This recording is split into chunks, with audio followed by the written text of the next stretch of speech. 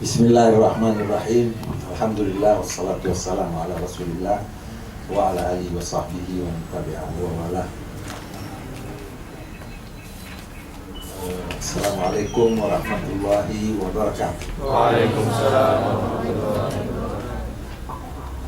Pertama-tama saya ingin mengajak kita semua untuk memanjatkan puji syukur pada Allah Subhanahu wa taala bahwa pada siang hari ini kita dapat bertemu kembali walaupun singkat, tapi syukur alhamdulillah teman-teman dari KBRI memfasilitasi, menjemput dan mengantar langsung untuk memenuhi undangan teman-teman semuanya.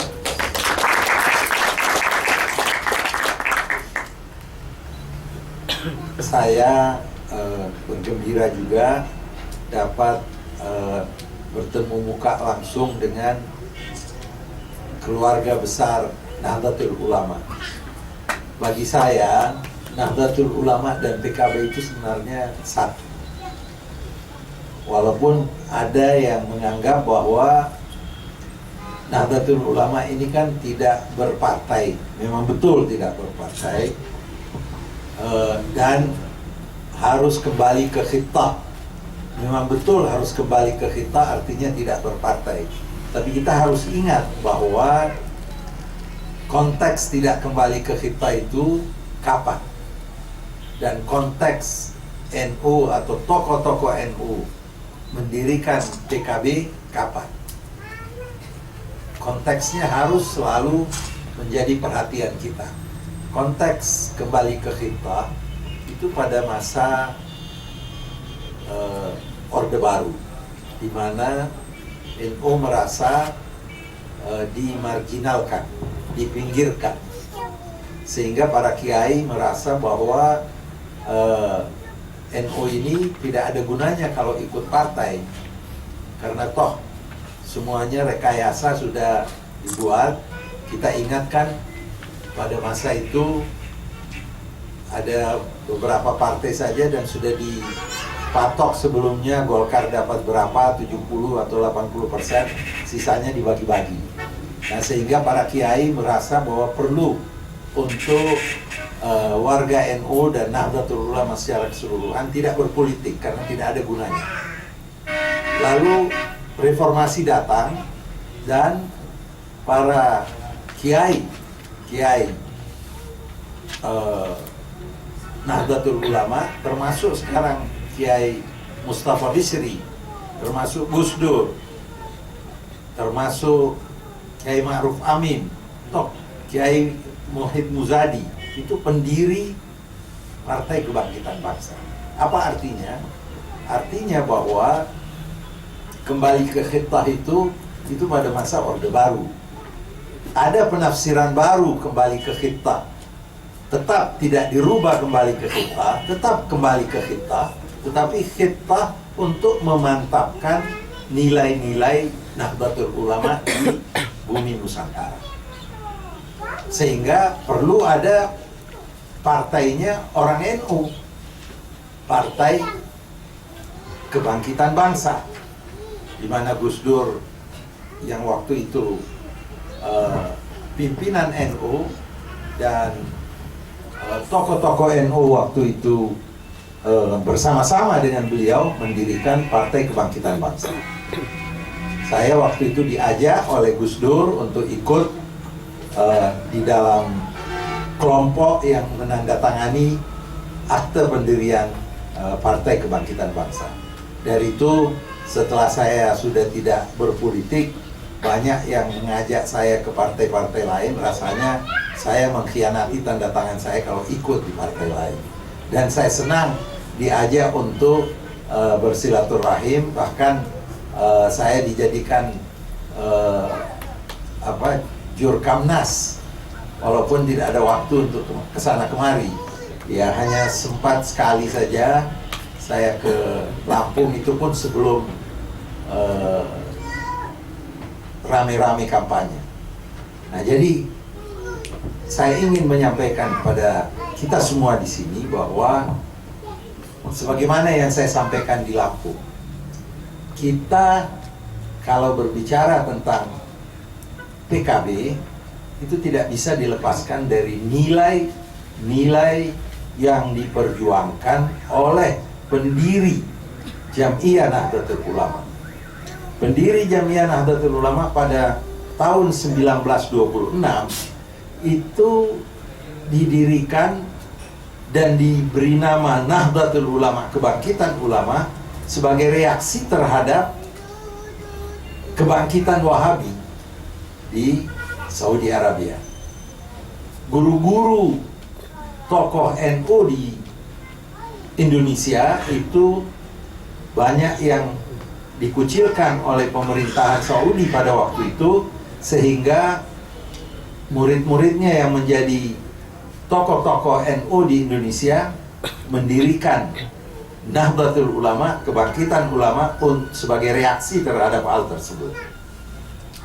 Jadi tahun 1926 ada misi dari Nahdlatul Ulama untuk memantapkan ahli sunnah wal jamaah,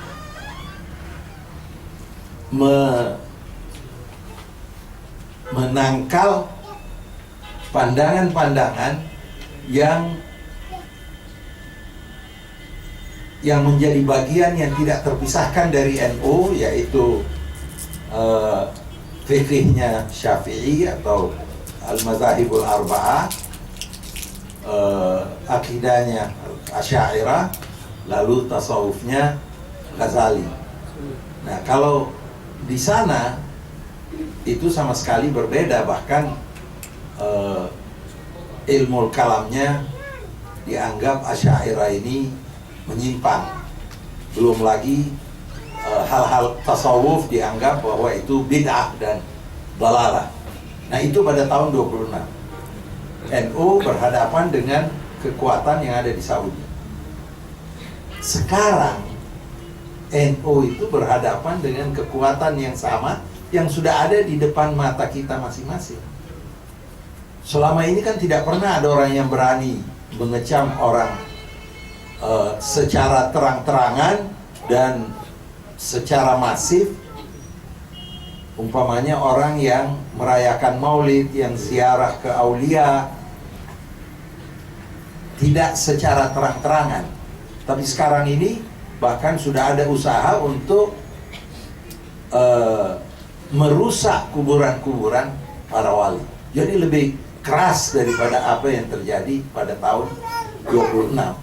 Nah, di sini tugas Nahdlatul Ulama dalam memberikan pendidikan, penyuluhan, pencerahan kepada bangsa Indonesia. Nah, pencerahan pendidikan ini penting, pesantren-pesantren ini penting, tetapi tidak kalah pentingnya harus ada kekuatan politik yang menunjang agar di DPR kalau ada legislasi, ada arahan yang kira-kira mengganggu ahli sunnah wal jamaah, ada kelompok yang berada di garis depan untuk memperjuangkan nilai-nilai ahli sunnah wal jamaah atau nilai-nilai NU, Islam yang moderat, terhadap pandangan-pandangan Islam yang radikal atau Islam yang pintar hanya mengkafirkan orang atau membid'ahkan orang, mendalalahkan orang. Kita perlu, PKB itu perlu ada di DPR. Kalau kita tidak masuk di DPR, artinya apa? Kita akan menjadi LSM yang datang mengemis kepada partai politik untuk diperjuangkan nilai-nilainya di DPR. Tapi kalau kita ada di dalam, kita ikut menentukan. Kita akan berdebat dengan fraksi-fraksi lain dan berusaha untuk memberi warna terhadap output arahan dari peraturankah, ketentuankah, dan sebagainya. Dari itu PKB adalah satu-satunya partai yang wajib memperjuangkan nilai-nilai NU. kita tidak bisa serahkan ke partai lain. Partai lain itu, orang NU yang ada di partai lain, dia tidak bisa lantang memperjuangkan, karena partai lain itu juga punya ideologi lah, apakah punya visi, punya misi tersendiri. P3 sekalipun, walaupun pimpinannya itu orang NU, tapi dia tidak bisa memaksakan karena ada non-NU di dalam partai. Kalau terlalu warna NU di dalam, orang non-NU itu akan merasa bahwa partai ini dikuasai oleh satu pihak. Tapi kalau di PKB, siapapun yang berbicara tentang NU itu adalah bagian yang tidak terpisahkan dari ideologinya, personalitinya, dan keyakinannya terhadap nilai-nilai NU. Dari itu, saya katakan bahwa kalau ada orang NU yang tidak mendukung PKB, itu sebenarnya agak aneh.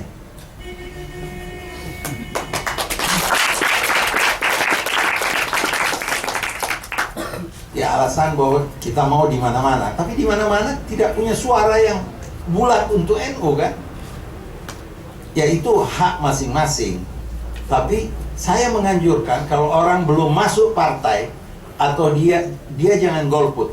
Kalau dia orang NU, wajib hukumnya untuk memperjuangkan nilai-nilai NU, karena Indonesia sekarang itu diambang situasi dan kondisi di mana nilai-nilai NU mulai diserang. Siapa yang harus membendung ini? Pesantren nggak kuat sendirian, masyarakat nggak kuat sendirian. Perlu ada partai politik, perlu ada orang-orang yang berada di lingkup ranah politik untuk memperjuangkan dan mempertahankan serta membendung dan mempengaruhi fraksi-fraksi lain bahwa Indonesia kalau mau maju menjadi bangsa yang moderat dalam pengertian keislamannya, maka dia harus ikut bersama-sama NU memperjuangkan ahli sunnah wal jamaah. Jadi saya betul-betul mengharapkan teman-teman yang ada di Mesir ini merasakan tanggung jawab tersebut, tanggung jawab moral tersebut. Jangan kita biarkan lalu saja begitu. Ada kesempatan untuk kita kontribusi terhadap nilai-nilai Nahdlatul Ulama ini, mari kita kontribusi. Umpamanya bukan di ranah politik, mari kita kontribusi dengan tulisan-tulisan. Bagaimana sebenarnya radikalisme itu tidak sejalan dengan budaya bangsa, apalagi dengan nilai NU yang sifatnya wasatiyah tadi, yang sifatnya moderat, yang sifatnya Islam rahmatan lil alamin.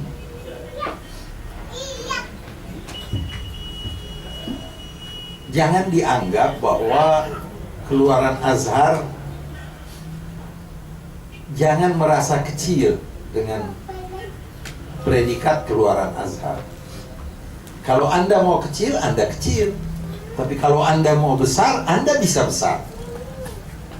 Kalau yang tidak pandai berorasi, saya kira semuanya bisa menulis. Kalau nggak bisa lulus di Azhar. Nggak bisa menulis. Kan bisa menulis.